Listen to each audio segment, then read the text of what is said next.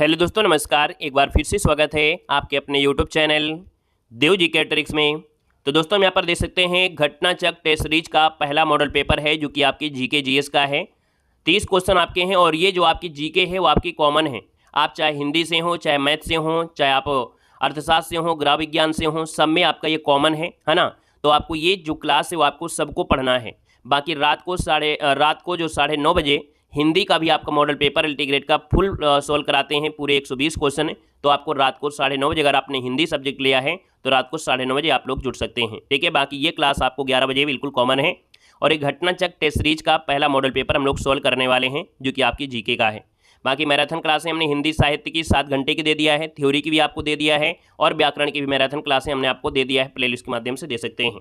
तो चलिए sir start करते हैं। पहला क्वेश्चन आपकी स्क्रीन पर और आपसे कह रहा है कि भारत के संविधान में शामिल राज्य के निर्देशक सिद्धांतों की जो अवधारणा है वो आपके किस देश के संविधान से प्रेरित है।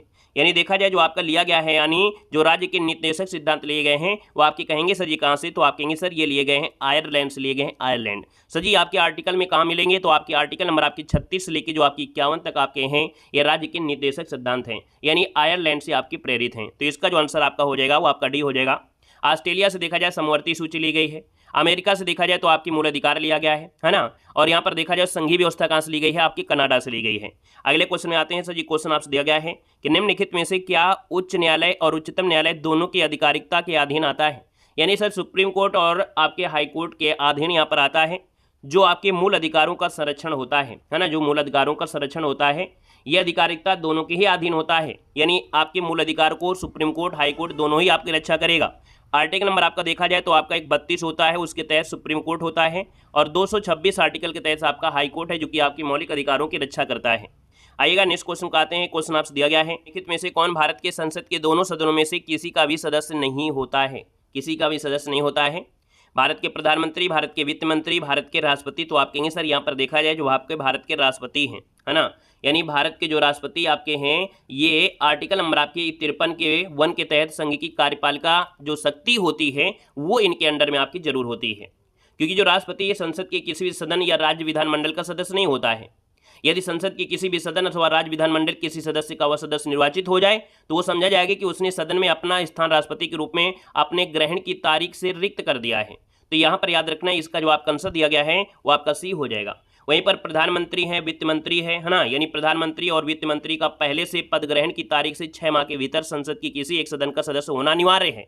यानी अगर वो वित्त मंत्री भी है, आपका प्रधानमंत्री भी है, तो इनको संसद में 6 माह के अंदर भैया आपको इनको कह सकते हैं सदस्यता मिलना चाहिए, अनिवार्य है। और नहीं होंगे तो भैया मंत्री पद से हटा दिए जाएंगे, है ना। तो इसलिए आपका आंसर सर जी आपका सी हो जाएगा, भारत के राष्ट्रपति।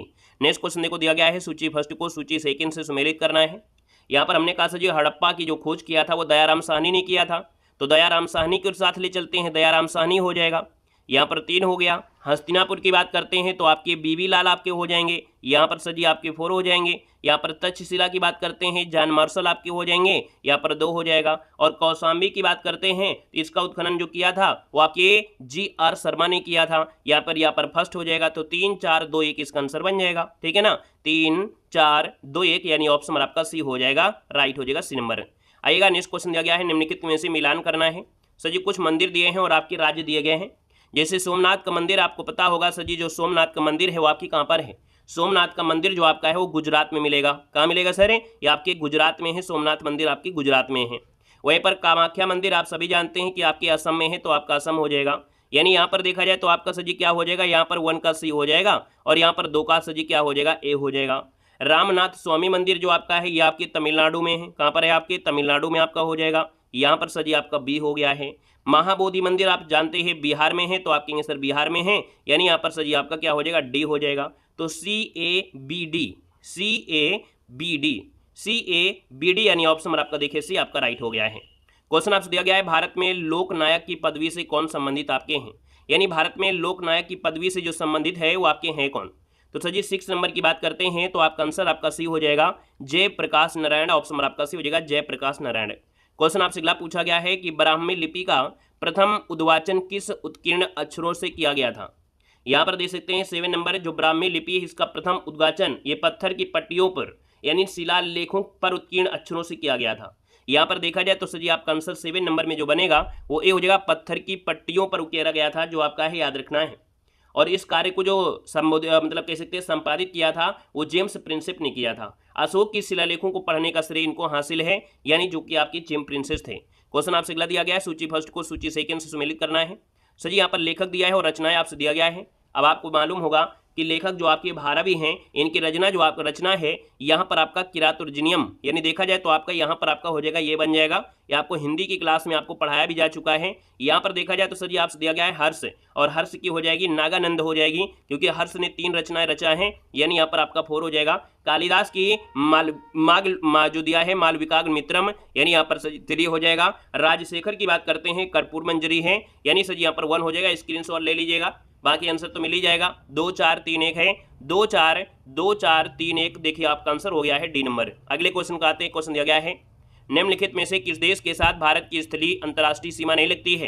तो हमने कहा सर जी यहाँ पर देखा जाए तो आपकी जो कह सकते हैं स्थली में क्या श्रीलंका की लगती है, नहीं लगती है। पाकिस्तान, बांग्लादेश, भूटान के साथ लगती है। ऑप्शन आपका डी इसका राइट हो जाएगा। कुल्लू घाटी सर जी किसके बीच आपका है, बहुत क्वेश्चन पूछा जाता है। कुल्लू घाटी सर जी, कुल्लू घाटी जो आपकी धौलाधीर और जो आपकी पीर पंजाल है ना, इनके बीच में आपका स्थित है। और धौलाधीर पीर पंजाल श्रेणियों के मध्य ये आपका पाया जाता है, दोस्तों याद रखना है। और जो कुल्लू घाटी है ना, कुल्लू घाटी को पृथ्वी पर देवताओं की घाटी कहते हैं। कुल्लू घाटी को देवताओं की घाटी भी कहते हैं, देवताओं की घाटी भी कहा जाता है, याद रखना है, ठीक है ना। आइएगा, नेक्स्ट क्वेश्चन दिया गया है कि 2 नदियों के बीच उपजाऊ भूमि को क्या कहते हैं। यानी 2 नदियां हैं, उनके बीच जो उपजाऊ भूमि होती है उसको हम लोग कहते हैं दोआब। क्या कहते हैं सर, दोआब कहते हैं। ऑप्शन आपका सी हो जाएगा। क्वेश्चन नंबर दिया गया है निम्नलिखित में से कौन सी भारतीय नदी पश्चिम की ओर बहती है और अरब सागर में गिरती है। यानी पश्चिम की ओर बहती है और अरब सागर में, तो आप कहेंगे सर ये नर्मदा नदी है, जो कि सबसे लंबी नदी अरब सागर में गिरने वाली है ना, और पश्चिम की ओर भी बहती है। ऑप्शन आपका फर्स्ट हो जाएगा। निम्नलिखित में से कौन सा युग्म आपके सही नहीं है। देखो नहीं शब्द आपसे पूछा गया है 13 नंबर में, तो कह रहा है सर जी स्वर्ण क्रांति बागवानी से, आप कहेंगे सर पहला तो सही है। नीली क्रांति उर्वरक से दिया है, आप कहेंगे सर जी नहीं, क्योंकि नीली क्रांति आपकी मत्स्य उत्पादन से आपका जुड़ा है। सर जी पीली क्रांति अंडा से दिया है, तो अंडा तो रजत क्रांति से है। पीली क्रांति तिलहन से होता है, ये भी गलत हो गया है। यानी 2 और 3 आपका गलत दिया है, तो ऑप्शन नंबर आपका देखो दिया गया है यहाँ पर डी वाला हो जाएगा, गलत हो जाएगा ना, 2 आपके गलत दिए गए हैं। क्वेश्चन दिया गया है मिलान करना है सर जी, जनजाति और आपकी क्षेत्र पूछा गया है। यानी जो आपकी भील जनजाति है ये मिलेगी मालवा क्षेत्र में, है ना। भील जनजाति आपको मालवा क्षेत्र मिल जाएगी, यानी 4 हो जाएगा। थारू जनजाति की बात करते हैं तो आपको ये तराई क्षेत्र मिल जाती है ना। आपके यूपी में भी तराई क्षेत्र में आपको मिल जाएगी, यहाँ पर 1 हो जाएगा। गोंड जनजाति सर जी कहाँ मिलेगी, गोंड जनजाति आपको बस्तर जिला मिल जाएगी, यहाँ पर 3 हो जाएगा। जो टोडा जनजाति है वो आपको तमिलनाडु में मिल जाएगी, यानी नीलगिरी की पहाड़ियों मिल जाएगी, 2 हो जाएगा। स्क्रीनशॉट ले लीजिए भाई, है ना, सब कुछ स्क्रीनशॉट लेते चलिएगा, बाकी आपको आंसर तो मिलेगा ही मिलेगा, ठीक है ना। 4 1 3 2 4 1 3 2 4 1 3 2, ऑप्शन आपका फर्स्ट हो गया है। क्वेश्चन दिया गया है कि सर जी क्षेत्रफल के आधार पर पृथ्वी का सबसे बड़ा महाद्वीप कौन सा है। तो सर जी क्षेत्रफल के हिसाब से पृथ्वी का सबसे बड़ा महाद्वीप जो आपका है वो एशिया महाद्वीप है। यानी आप कहेंगे सर ऑप्शन आपका बनेगा, जो आपका बनेगा बी नंबर इसका राइट हो जाएगा। एशिया महाद्वीप आपका आंसर है, राइट हो जाएगा। सबसे छोटा कौन है, तो ऑस्ट्रेलिया हो जाएगा। सर जी अकबर ने दीन इलाही किस वर्ष में प्रारंभ किया था। अकबर ने दीन इलाही धर्म किस वर्ष प्रारंभ किया था, 16 नंबर आपसे पूछा गया है। तो सर जी 16 की अगर हम बात कर लेते हैं तो आपका आंसर डी हो जाएगा। ये आपकी 1582 में, कब सर 1582 में शुरू किया था दीन इलाही, है ना, धर्म। और संवत की बात करते हैं तो 1583 आपका हो जाएगा, है ना। 1583 में संवत स्टार्ट कर दिया था। सर जी क्वेश्चन आपसे दिया गया है हंटर कमीशन की रिपोर्ट में विकास पर विशेष जोर दिया गया था। तो हंटर कमीशन की रिपोर्ट में जो विशेष जोर दिया गया था, यानी 17 की बात करते हैं तो सर याद रखने जो प्राथमिक शिक्षा है इस पर आपका फोकस किया गया था। ऑप्शन नंबर आपका सी हो जाएगा। क्वेश्चन नंबर आपका दिया गया निम्नलिखित में से क्या सही नहीं है। क्या सही नहीं है सर, यहाँ पर 18 नंबर आपसे दिया गया है, क्या नहीं सही है। तो देखो भैया यहाँ पर पहले देख लेते हैं, कहीं ऐसा तो नहीं है कि आपसे क्वेश्चन जो आपका दिया जाए वो आपके कैसे हों, यहाँ पर आपके कूट वाले दिए गए हों, है ना। कूट वाले तो आपके हैं नहीं है, बस अब आपको एक एक क्वेश्चन आपको ध्यान देना है, ठीक है ना। यहाँ पर ध्यान देना है। आपसे पहला क्वेश्चन देखो दिया गया है, कह रहा है निम्नलिखित में से क्या सही नहीं है। राज्यसभा में निर्वाचन के लिए व्यक्ति की आयु 30 वर्ष, आप कहेंगे सही है। लोकसभा में निर्वाचन के लिए व्यक्ति की आयु 25 वर्ष अवश्य पूरी होनी चाहिए, ये भी आपका सही लग रहा है। यहाँ पर देखा जाए अगले क्वेश्चन में आते हैं। क्वेश्चन आपसे दिया है कि राज्य विधान में निर्वाचन के लिए व्यक्ति की आयु सजी 21 वर्ष पूरी होनी चाहिए। राज्य विधानसभा दिया है तो आपका 21 वर्ष थोड़ा होगा, ये भी 30 वर्ष होगी, यानी आपका सी नंबर आपका गलत दिया गया है।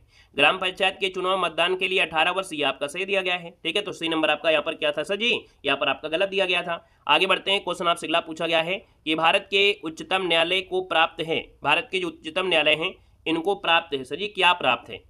इनको मूल अधिकार, अपीली और परामर्शदायी अधिकार, ये सभी अधिकार आपके भारत के उच्चतम यानी सुप्रीम कोर्ट को प्राप्त है। ऑप्शन नंबर आपका डी बनेगा। क्वेश्चन नंबर आपका दिया गया है तापगतिकी का प्रथम नियम जो संबंधित है वो किससे संबंधित है? बताएंगे सभी लोग। जो ऊष्मागतिकी है यानी तापगतिकी है, जिसको हम लोग ऊष्मागतिकी कहते हैं, ये जो प्रथम नियम है आपका जो सम्मिलित है यानी सिद्धांत जो आपका है वो ऊर्जा का संरक्षण नियम जो आपका है डी नंबर हो जाएगा। ऊर्जा के संरक्षण नियम से संबंधित है जो आपका तापगतिकी जिसे बोलते हैं इसे, है ना। तो यहाँ पर जो आंसर आ गया है वो आंसर आपका डी नंबर राइट हो जाएगा, डी नंबर आपका हो जाएगा। क्लियर हो गया है। चलिए भाई आगे बढ़ते हैं। क्वेश्चन आपसे अगला पूछा गया है और आपसे कह रहा है धातुओं का अवगुण जिसे उन्हें खींचकर तारों में परिवर्तित किया जाए, यानी धातुओं को अगर हम खींच कर तार में परिवर्तित कर रहे हैं तो इस क्रिया को हम लोग कहते हैं तन्यता कहते हैं। क्या कहते हैं सर जी? तन्यता कहते हैं। और अगर इनको हम पीटते हैं यानी कोई चादर को पीट के उसको बड़ा करते हैं वो आपका अधातु वर्धनीता होता है। ठीक है ना। तो इसका आंसर आपका सी बनेगा। क्वेश्चन आपसे अगला पूछा है इनमें से कौन सा एक अक्रिय गैस नहीं है? अक्रिय गैस नहीं है, आपसे पूछा है कौन सी अक्रिय गैस नहीं है। तो हमने कहा सर जी यहाँ पर देखा जाए रेडान भी है, आर्गन भी है, नियान है, लेकिन सर जी कार्बन तो आपका है नहीं है। तो ऑप्शन नंबर आपका क्या बन जाएगा? सी नंबर आपकी सर जी ये कार्बन जो आपकी है अक्रिय गैस आपकी नहीं है। ऑप्शन नंबर आपका बनेगा क्या? यहाँ पर सी हो जाएगा, याद रखना है। क्लियर है। यानी अक्रिय गैस को नोबेल गैस कहते हैं, है ना, जिसमें आपके helium, neon, argon, krypton, xenon, radon ये सब आते हैं। क्वेश्चन आपसे दिया गया है कि सही उत्तर आपको सूची के साथ आपको जोड़ा बनाना है। सर जी 23 नंबर की बात करते हैं तो हमने कहा विटामिन B1 दिया गया है, कह रहे थायमीन हो जाएगा, है ना। तो थायमीन हो जाएगा यानी हम लोग यहाँ पर मिलान कर ही लेते हैं। देखो दिया गया है विटामिन B1 को बोलते हैं थायमीन बोलते हैं, यानी यहाँ पर आपका 3 हो जाएगा। विटामिन B2 को सर जी क्या बोलते हैं? B2 को राइबोफ्लोविन बोलते हैं, यानी सर जी यहाँ पर आपका क्या हो जाएगा? 4 हो जाएगा। विटामिन B6 को क्या बोलते हैं? पैराडॉक्सिन बोलते हैं, तो सर जी यहाँ पर आपका 1 हो जाएगा। और विटामिन B12 को सर जी क्या बोलते हैं? तो साइनोकोबालामिन बोलते हैं, यानी आपका इसका 2 हो जाएगा। तो इसके स्क्रीनशॉट लेना है तो ले लीजिएगा। बाकी 3 4 1 2 जो ऑप्शन मिले 3 4 1 2 3 4 1 2 यानी आंसर आपका डी आपका मिल चुका है। आइएगा नेक्स्ट क्वेश्चन दिया है मानव हृदय में, है ना, जो कक्षों की संख्या होती है, चैम्बर्स होते हैं, वो कितनी होती हैं?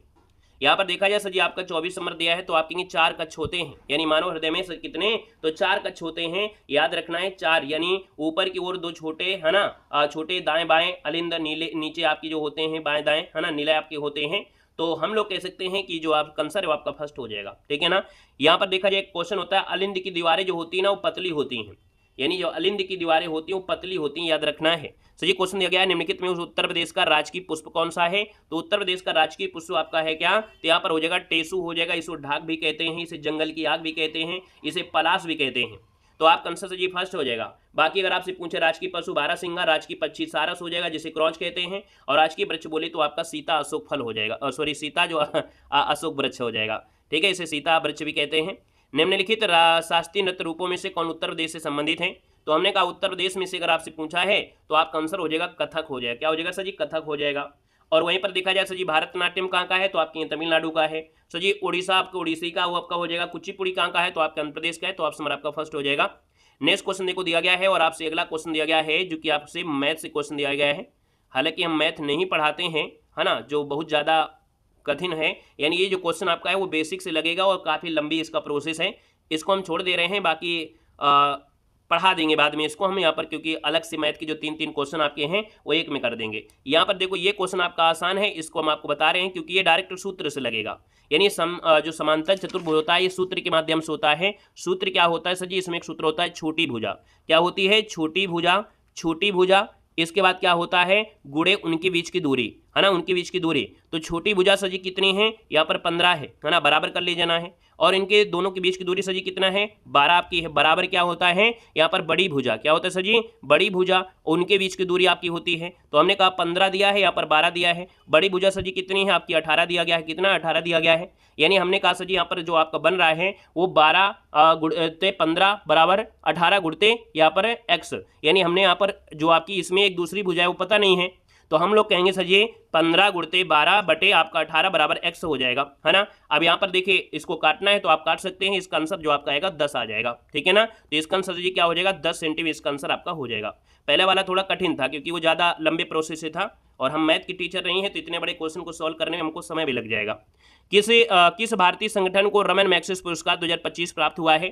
तो सर जी याद रखना है यहाँ पर देखा जाए जो आपका दिया है एजुकेट गर्ल, है ना, एजुकेट जो गर्ल है ये भारतीय कह सकते हैं प्रथम भारतीय संगठन है जिसे रमन मैग्सेसे पुरस्कार दिया गया है। राजस्थान में स्थापित इस फाउंडेशन की जो संस्थापका थी वो आपकी सफीना हुसैन थी। यानी ये जो संगठन है आपका एजुकेट गर्ल है, ये राजस्थान में है। अगला क्वेश्चन दिया गया है कि विश्व पर्यावरण दिवस के बारे में आपसे पूछा गया है कि इसके बारे में क्या क्या सर जी आपकी बातें सही हैं। यानी यहाँ पर अगर हम बात करते हैं सर जी 30 नंबर में, तो इसमें आपको कथन इस प्रकार से आपको दिया गया है। अब 30 नंबर की अगर हम बात कर लेते हैं तो आपको यहाँ पर ध्यान देना है कि सर जी पहला दिया है वर्ष 2025, इस दिवस का मुख्य विषय था प्लास्टिक प्रदूषण को हटाएं, सही, हराएं, सही है।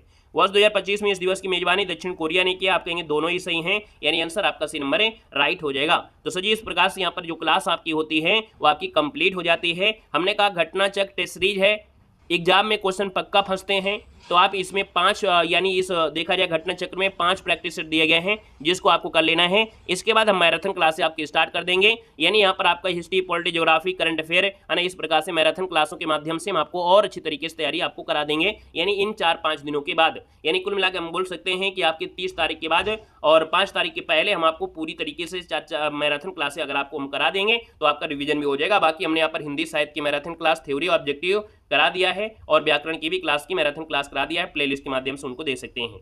सेशन अच्छा लगा है तो सेशन लाइक कर दीजिएगा, पहली बार जुड़े हैं तो चैनल को सब्सक्राइब कर लीजिएगा। टेलीग्राम में जुड़ना है तो टेलीग्राम में जुड़ सकते हैं ताकि हम आपको ये PDF प्रोवाइड करा देंगे तो अपना रिवीजन भी कर पाओगे। ठीक है, धन्यवाद सभी को, जय हिंद, वंदे मातरम।